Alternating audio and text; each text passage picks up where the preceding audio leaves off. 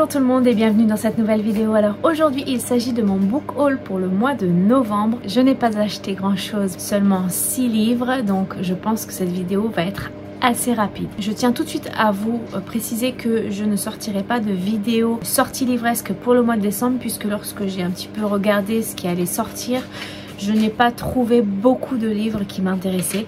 En tout cas pas suffisamment pour vous faire du contenu. Donc ne vous inquiétez pas si vous ne la voyez pas sur ma chaîne. Avant de commencer vraiment cette vidéo, je tiens à vous remercier comme d'habitude pour tous vos commentaires et vos likes sous mes vidéos. Ça me motive énormément, donc merci beaucoup. Et puis surtout n'hésitez pas à me dire vous en commentaire si les livres dont je vais vous parler font partie de votre pile à lire, si vous les avez déjà lus ou pas, s'ils vous tentent ou pas. Comme d'habitude, ça me fait toujours très plaisir de voir vos commentaires et de converser avec vous tout simplement.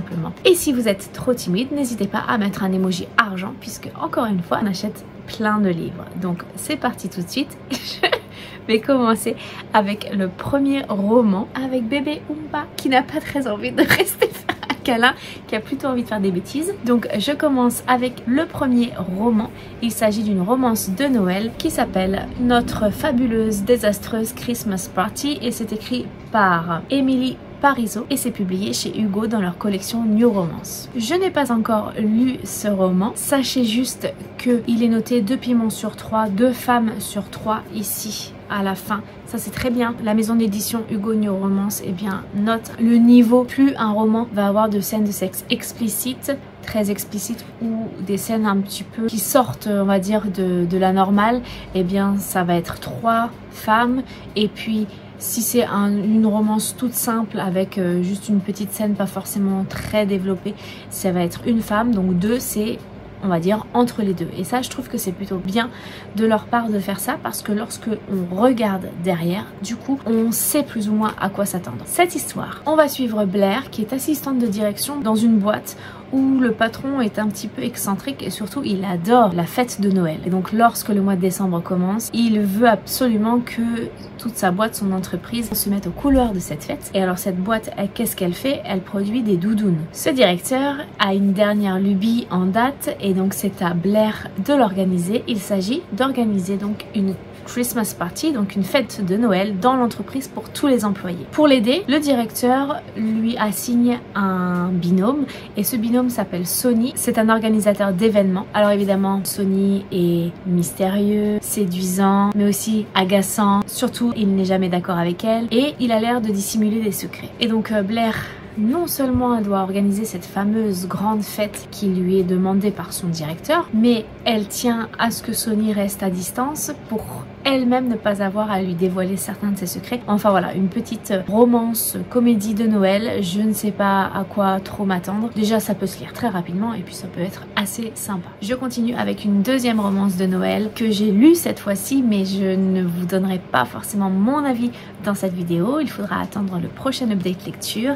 Il s'agit de Comment survivre à Noël avec son ex, écrit par Ludo de Boer et encore une fois publié chez Hugo dans leur collection New Romance. Ici, il est noté 1 femme sur 3, donc avec des scènes de sexe peu récurrentes et peu détaillées. Je vous en reparlerai dans mon avis lecture. Je suis pas tout à fait d'accord avec ce 1 sur 3.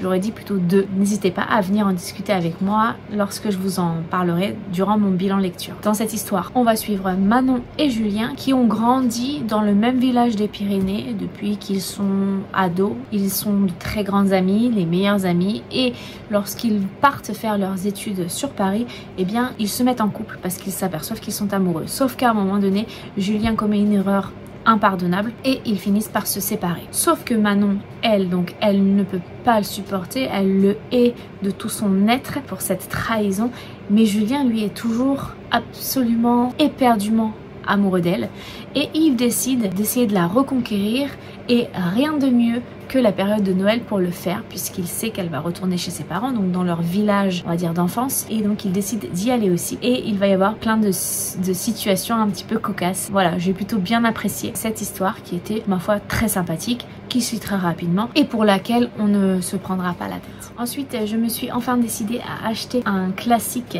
d'Alexandre Dumas, donc je pense que là vous avez tout de suite compris de quoi je parle. Il s'agit des 3 mousquetaires, ici publiés chez Point dans leur collection classique. Alors il est très épais, c'est l'intégrale j'imagine.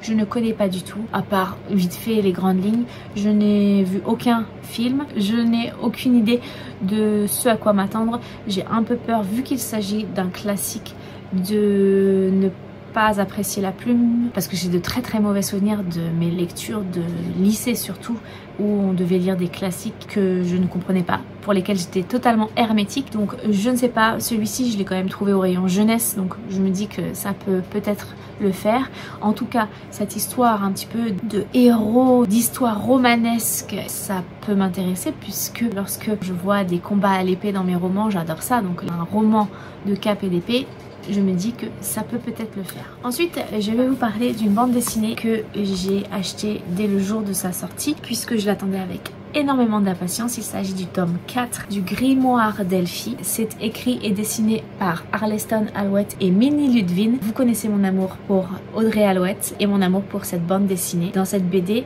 eh bien, on va continuer de suivre Elphie avec ses deux sœurs qui partent à l'aventure à bord d'un bus anglais transformé en librairie itinérante, et à chaque fois qu'elles s'arrêtent dans un village en France, eh bien il leur arrive des aventures. Dans celui-ci, elles se retrouvent à aller dans les Pyrénées, dans le village où habite leur grand-père, donc leur grand-père, et c'est très touchant. Alors je l'ai lu évidemment dès qu'il est sorti, dès que je l'ai acheté, je l'ai lu dans la foulée, donc je vous en parlerai plus en détail durant mon bilan lecture.